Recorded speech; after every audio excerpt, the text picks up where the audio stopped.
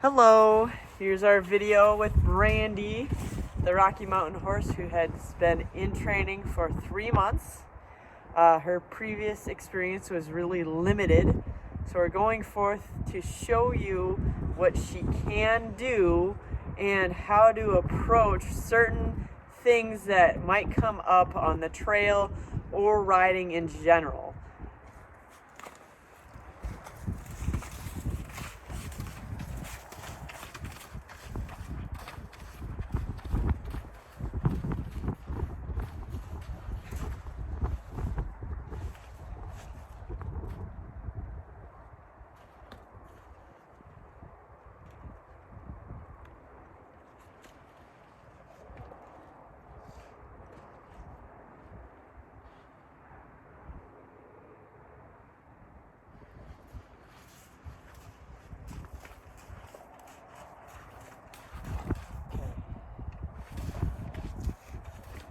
Few helpful reminders are going to be, well, how do I hone in my aids for going forward, stopping, or slowing?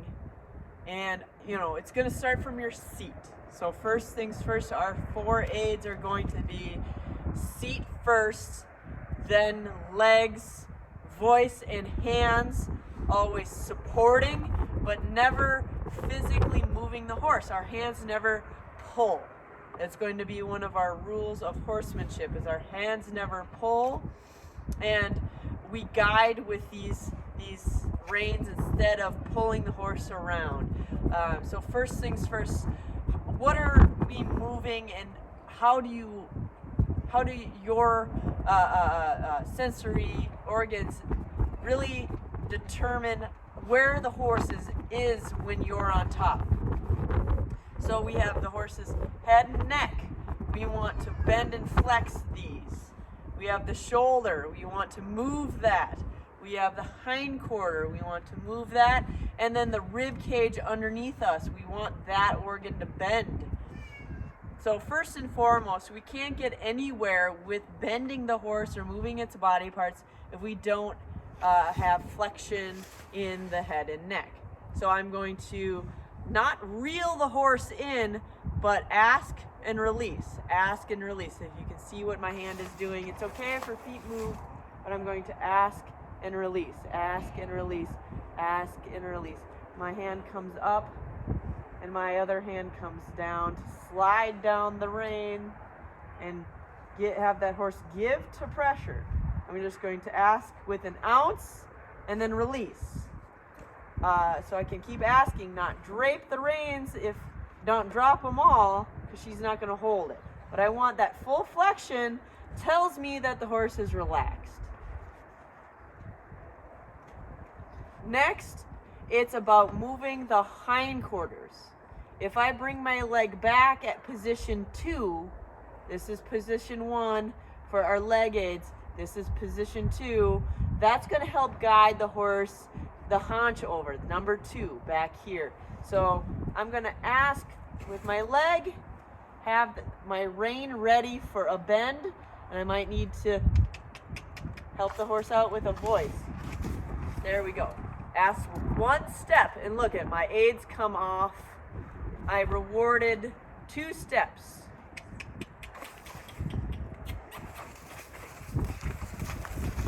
There we go.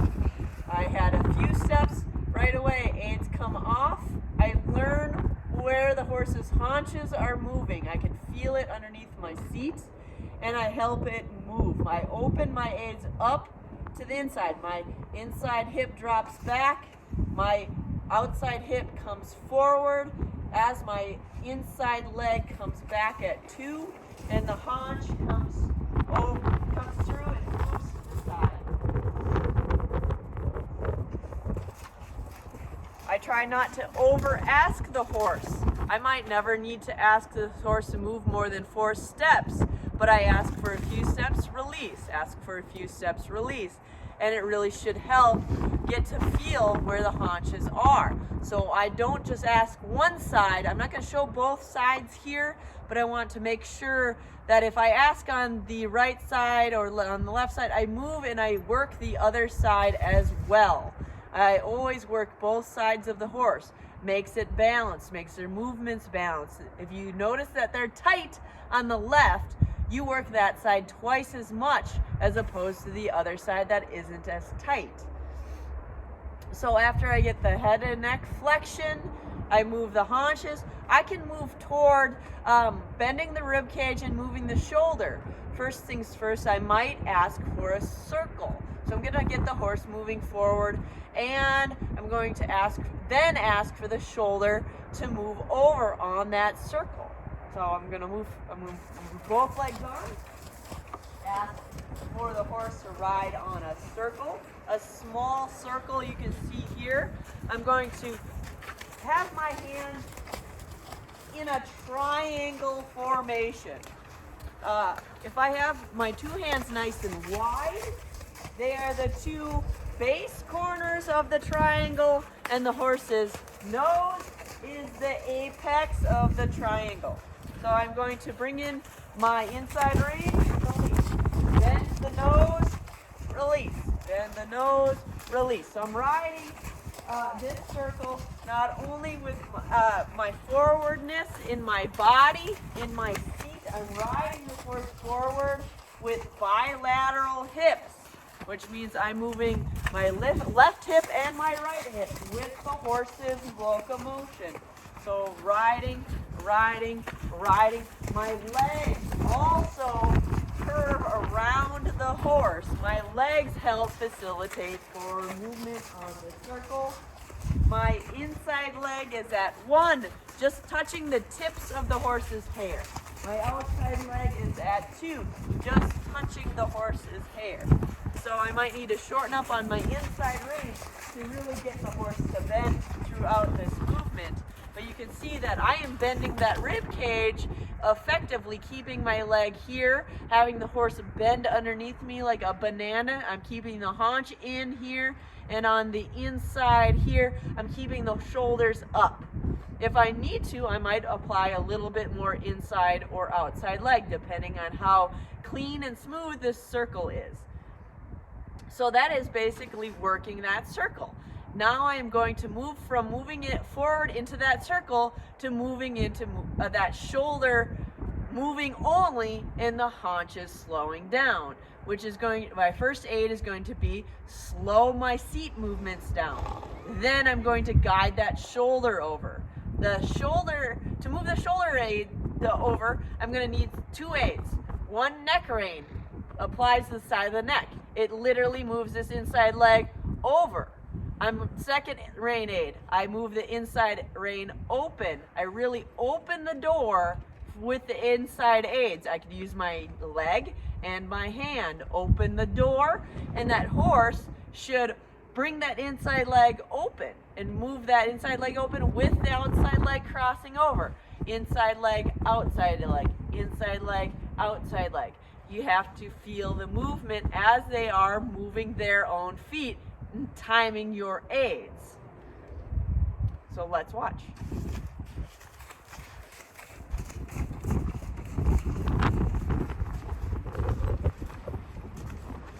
So I'm also using my outside leg to help push with the outside rein.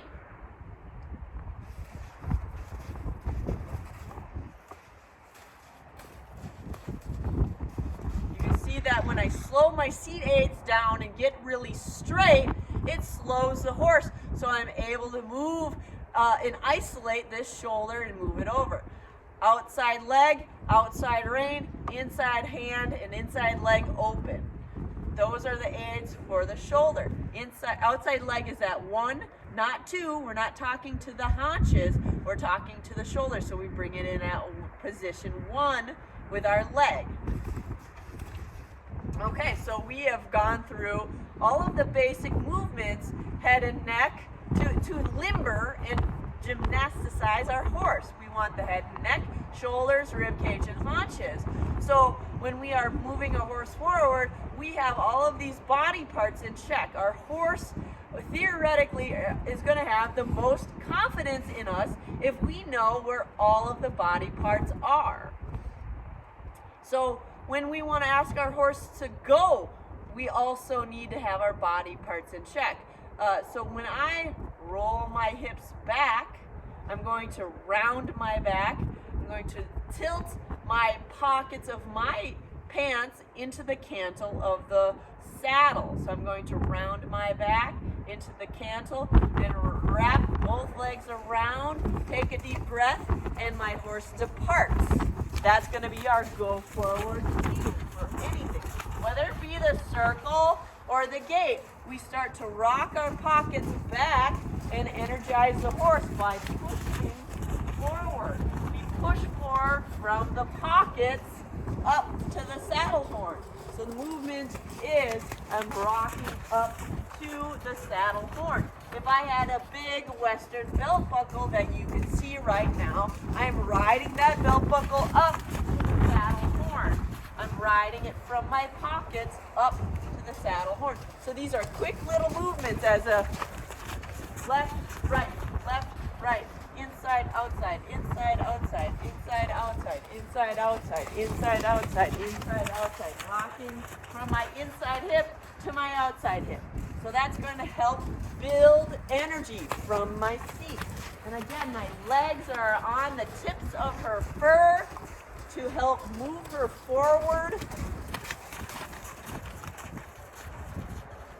And I'm not asking for a transition. I'm just helping her develop that forward energy in order to be a balanced horse. I don't want her to be sluggish in her walk while we're doing these movements.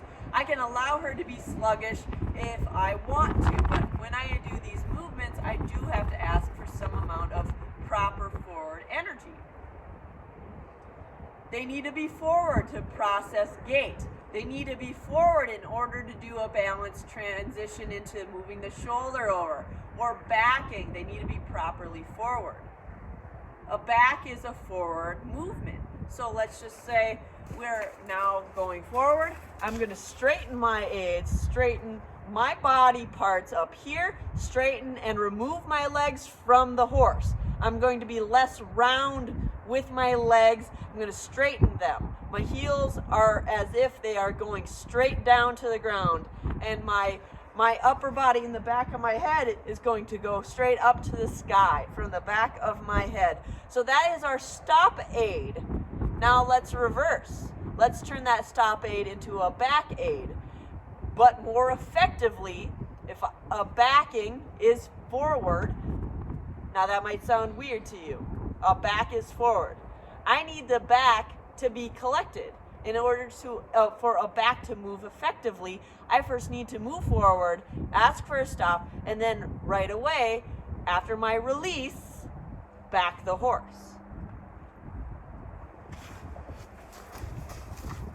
Forward, forward, forward, forward, stop. Two direct rein pressures can come in at this point. Back.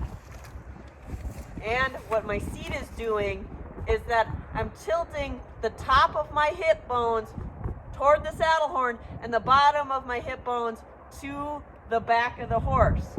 And I can ride the horse back. I might release my seat back, release my seat back. I don't know if you can see that or not, but it's our two gorgeous butts.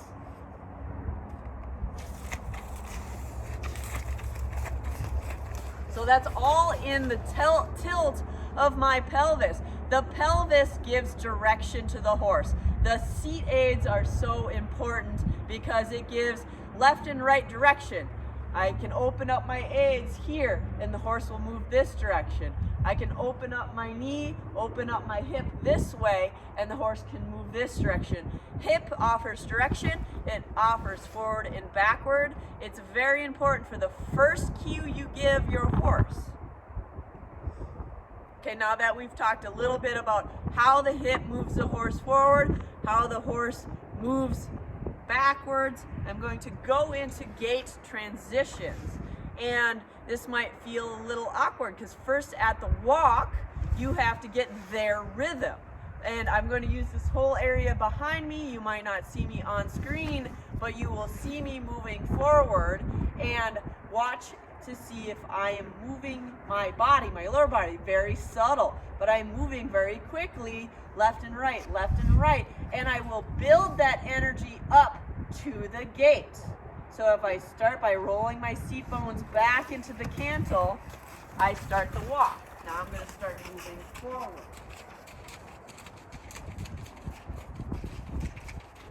Building that energy.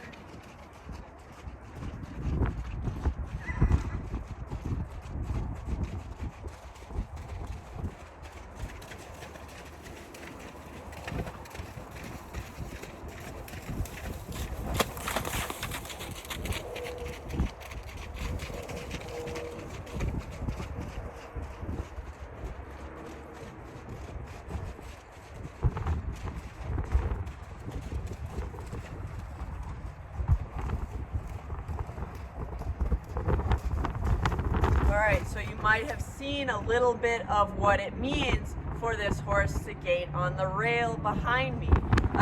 So what it means is that when I'm first moving her up into that gait on a circle, it puts her into balance when her rib cage is bent on a circle to begin that gaiting process. I might ask for my inside rein just a touch to just be able to see this inside eye more than the outside eye. And I'm also going to be using this inside rein if I need to. If the horse is leaning to the inside of the circle, I'm going to bring that rein up and to the outside shoulder. That rein comes up to the outside shoulder. So that's very important. That and my inside leg together comes in, and that turns into a leg yield. You saw that right there. So in essence, when I have my horse falling onto the trotty side, I bring in these two inside aids, my inside rein up to the outside shoulder, and I might even bring a little bit open rein on the outside. You can see that here. And when I'm gaiting, I'm going to put her on a bend in order to get her balanced. If a horse is going too straight, they might not be balanced, and they're going to offer up a different gait like a trot. So again, I might open these aids like this and leg yield the horse. Just slightly. I give my leg yield aids. When I ride on the circle, I might give my leg yield aids and then release after a step. I might ask for a step toward the wall and then release. That is going to put them on that bend and prepare them for the gait transition. So right before I ask for transitions and to get the forward movement, I might ask for a little leg yield first to put them into balance. Leg yield, leg yield.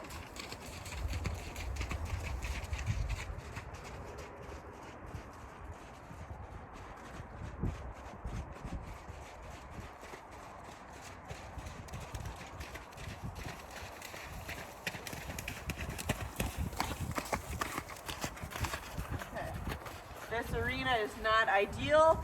She is doing her best, giving us a gait, and it's there. It's a little slower because the ground is not firm.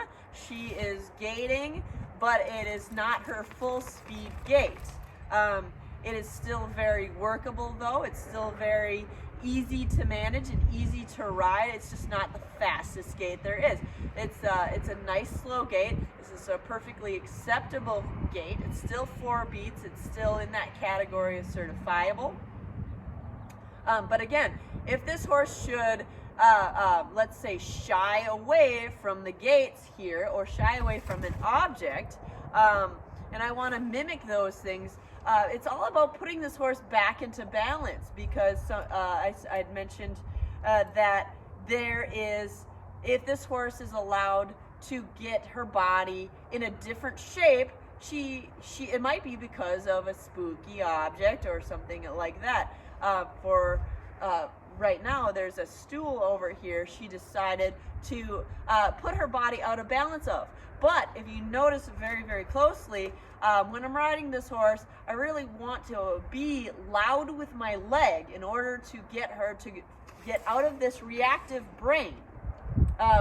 So with her training, if I go bump, bump, bump, bump, bump, bump, bump, I can get that body back into the shape I need for our work. So again, here's that bump, bump, bump, bump, bump, bump. You know, and I have to hold her back with the reins, but I'm getting a good reaction from her body. I'm getting her to bend for me, but I have to be loud with the bump, bump, bump, bump, bump, bump, without throwing my body out of alignment. So practicing with the legs, practicing how much pressure you give, practicing the ask, tell, command, asking with just a light pressure versus saying bump, bump, bump, bump, or if you give much more pressure, it's the biggest pressure you can give. You need to know your limits when you're with a horse like this.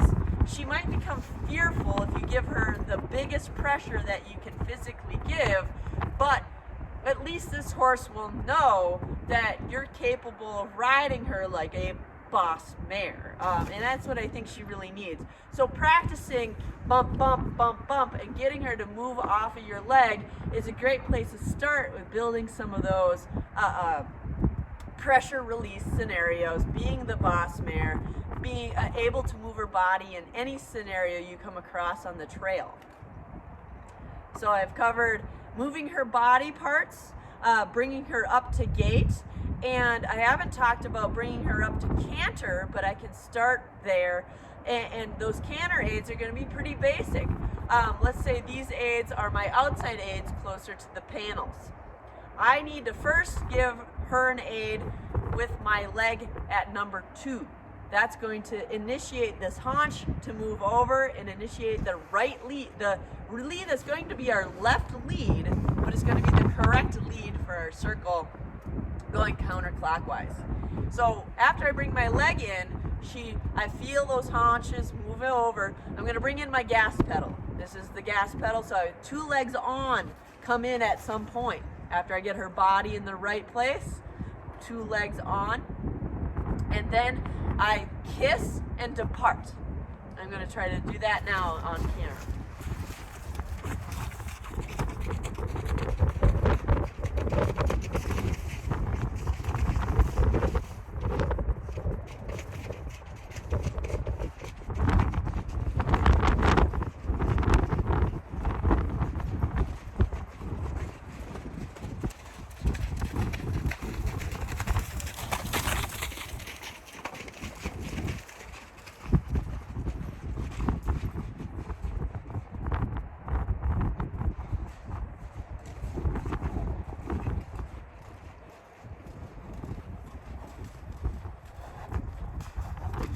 Also able to see there how much speed she might have traveling into that canter, so that you're able to just assess how much speed you might be getting her to travel. I ask her for a little bit more forwardness because I want a clean canter, and I think her speed is acceptable, and I think it's pretty relaxed considering that I haven't warmed her up before this video. I think she's doing just fine.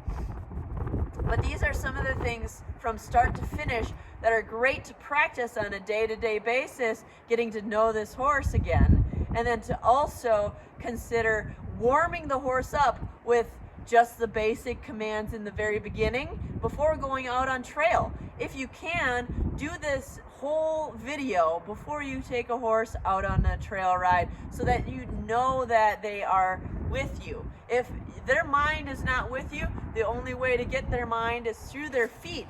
And we've demonstrated here several ways to get their mind through moving their feet. So all of these different exercises plus gait, canter, transitions, and then being soft lets your horse know that you are aware of a big release. The big release is so important. So like if I ask this horse to stop and she does not respond to my aids for some reason, for example, I might bring in a soft touch with 2 reins, but then release right away when I get the transition. And that's what happens here with the canter. My body got really straight for a stop, then 2 reins came in, first body, then reins, then we come to a stop, big release. Don't forget about the release. So for example, I have a little bit of troubleshooting here.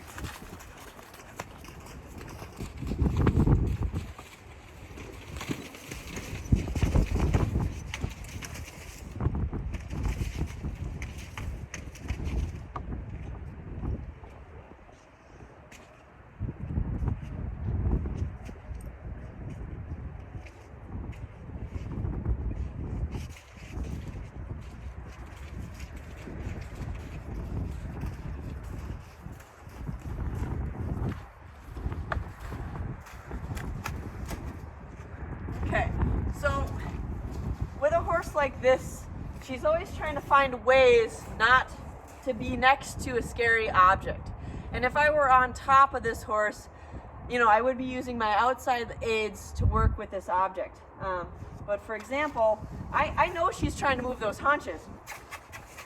And she's moving them against what I would like to be doing. I want her to go straight next to an object. For example, on the trail, she might take a step away, and that's unacceptable. Bring the energy up, bring the energy down. Move the feet, try again. She does get a little better here. I've noticed less of this lean away from the block. Might use this side to cue her. She's now, because I had worked some of those, spoke too soon. But again, if she moves left, I move her right. If she moves right, I move her left. And if she is not really paying attention to my aids at all, I might lunge her around a block like this or an object like this. But practicing the scary objects is really key. So that's very nice. I know that. I know where your foot is going.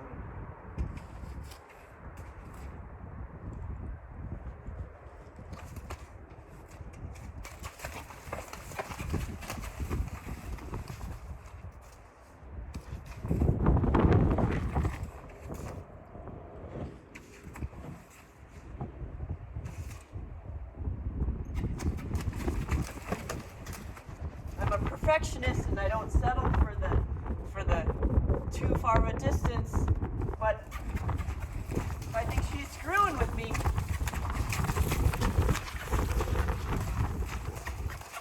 I want to move her feet plenty.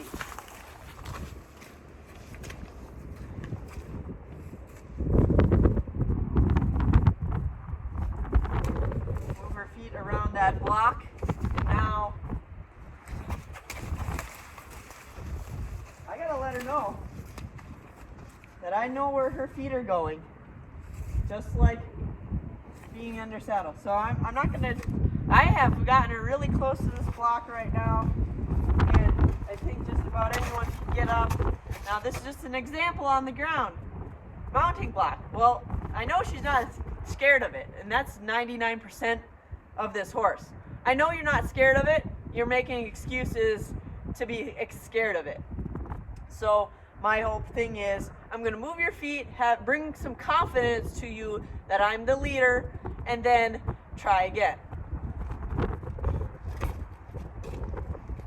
It's not about moving the horse to it. It's about moving their feet until you can get the horse's mind off of the object. So let's put this under saddle practical use. I'm going to move her forward.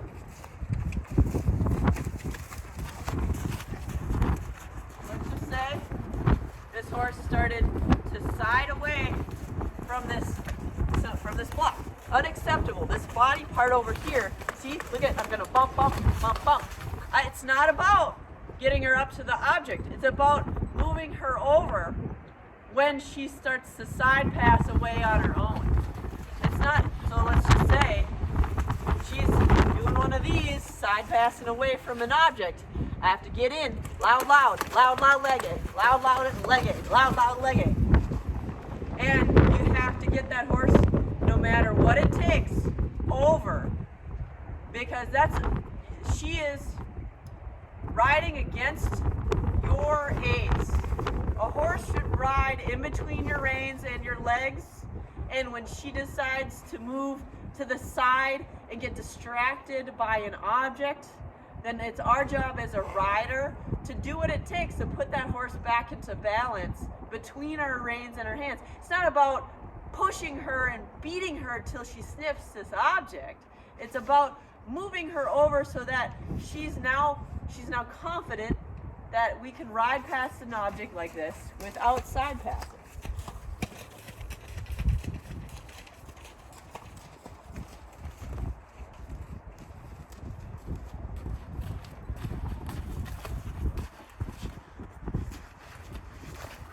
And then eventually you can get closer to it.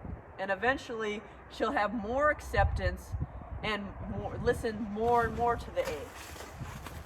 It's not about riding, again, it's not about riding up to the object. It's about having her side pass away from my aid, respond to the aids, and not about the object really at all.